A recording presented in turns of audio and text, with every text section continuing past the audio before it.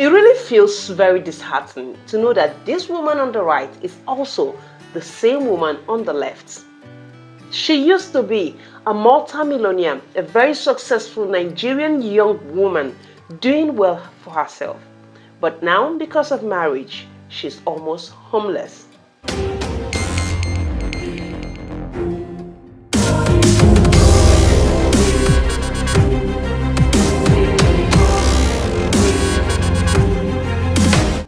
Welcome to Stories on Trend. Today we're talking about a Nigerian young woman who created a good craft for herself, who was dedicated, hardworking, and resilient.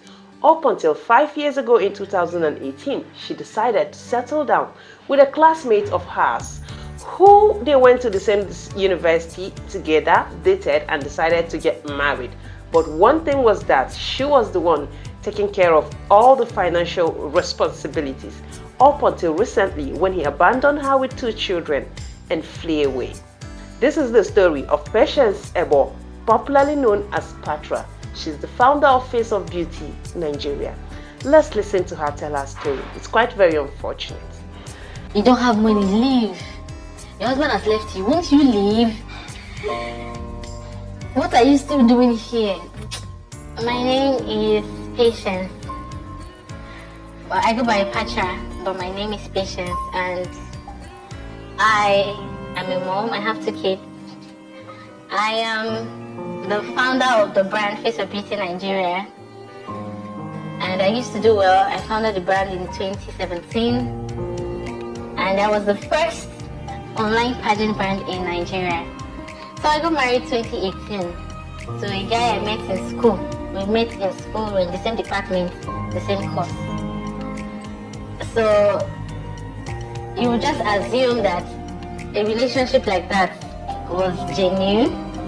We were doing okay, we were doing well. I was the provider, I was providing everything. We were living in Benin, and from Benin was where I did my business, and I was able to cut across almost every state in Nigeria. That was how last year, of course, I'm doing my business, I'm doing my brand, it's doing okay. I shall gathered money after a while, saving it somewhere, gathered money, and then bought myself a car and put it in my name. I remember when I had to go to the car story because it was a life-changing, so the changing moment. I remember the look on his face when the car people, normally when they see a guy and a girl come, they naturally assume it's the man that wants to pay. So they brought the receipt to him to write his name. And I took it, I said, no, me. And I wrote my name. I remember, because he was with me. I remember the look on his face. And it's when everything started happening, I started to remember he wasn't happy. As I time I got in the car now, his character changed. Like when I say change, we used to quarrel, like we used to have issues. Husband and wife. But the minute I got that car, his character changed. His anger, he started to express it more. Things I didn't notice before, I started to notice it. Like, okay. I said, okay, let's come to Lagos. This Lagos we've been saying since then. Let's come to Lagos. I said, but right now I'm broke now because I just bought a car. I said, it's you now, his business going to go well. That was how foolishly I sold my car that I just got.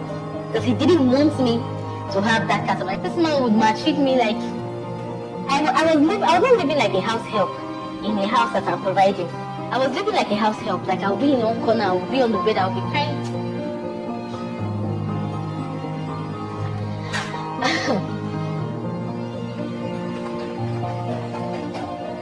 Like this guy would say horrible things that he has never said before. He would say horrible things to me. He would break me down, break me. I was still trying to be strong. December last year was when I finally stopped bringing income. I had a land in Benin, because of course I said I lived in Benin. I had a land in Benin. I was already building on it as well. Let me just find a way to sell it and clear my girls that I'm owing online and clear some debts that are on the floor. But unfortunately, when I reached out to sell it, the money did not come involved. And guess who bought it? His auntie. Everything I worked for, like everything was just taken away from me. Systematically, everything. They now told me, hey, he has been telling me that if he gets some money, there's one thing he wants to go and learn, and he needs to pay some money to learn the thing, and it's $1 million. That once he learn the thing now, I should not worry. This is almost like an investment. Let him just go and learn the thing. When he left February 18th, few days after, let's just say shy of like a week, he texted me through text message. He married. I have 2 children for this guy. That he's not coming back. That the marriage has been over since 2019, and I'm quoting verbatim. That ever since 2019. My daughter was just a year and 2 months when he left. My son was 2 years and 5 months. I had them back to back. So the stress is so much. Okay, I would message him, beg him, like, no, I don't have to, like, okay, you had all this in your mind and you could not tell me to my face. You had to wait. This is cowardly. You had to wait to travel and then text me. Okay, where do you want me to go now? How do you want me to start from? I'm not working currently. I have no income coming in. I'm left with these 2 children. I thought my world had crumbled when he sent the message. The message was just the beginning of how my world started to crumble. Like, I would message him, tell him no food, nothing. Sometimes this guy will send 2,000 naira. Yeah. From Face of Beauty Nigeria, that I was earning millions, to 2,000 for 2 children plus myself. Many times, like that 2 days, I worked 2 days straight. And I won't.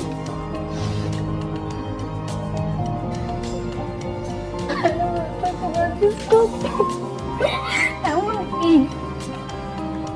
Because of course, if you send me 2,000, sometimes you send 5,000. The first thing I'm thinking is diaper, wipe, children's food. I can't buy adult food for me. And with the state of the country, how much adult food do I buy?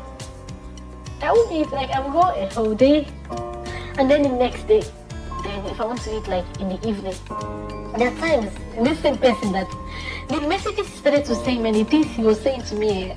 If I wasn't even strong, I swear I would have slept on the road. Sometimes I would be so hungry, I would just message him. Somebody has said I'm not messaging, please, I'm hungry.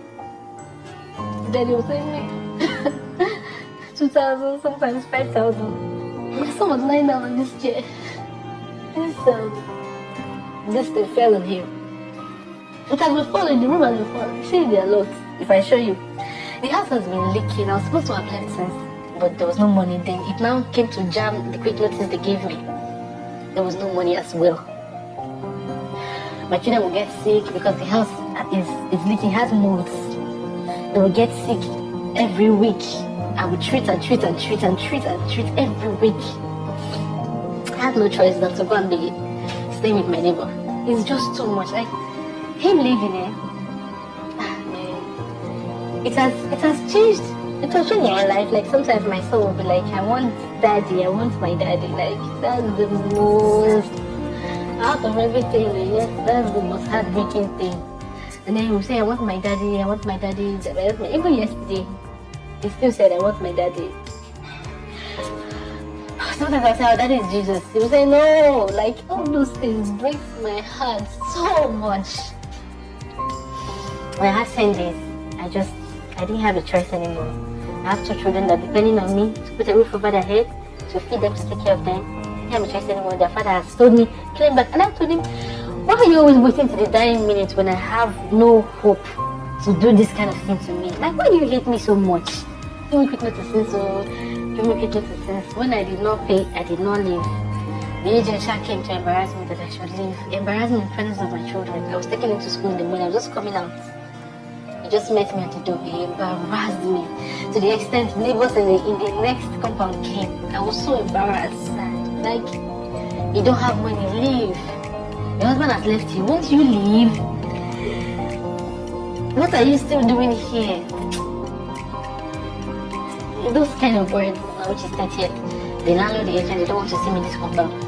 So it's not just that, leave this apartment, leave the compound. My heart rate was like, it was very fast. I couldn't breathe.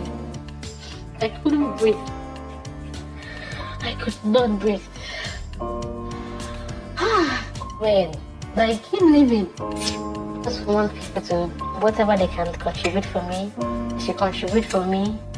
Let me get any amount I'm able to get. I will get a house within that amount, of course. Let me get a house for myself and my children. Like, I'm so desperate at this point. I can't do anything other than what I can do right now, which is to ask people to help me. hospital to just help me, like anything. And let me just get a roof for myself and my children. The thing is that how do you even become very careful when people profess love to you without knowing that they have different motives? We thank God that at this point people are even helping her already, and she's definitely coming out of this bad situation. Don't forget that this is Stories on Trend with Ifeka, only on Connect Media 247. Like this video, subscribe to Connect Media 247, follow us across social media to stay updated with Stories on Trend. You might listen to some inspiring stories that are life-changing. Thank you for watching and see you in my next video. Have a nice day.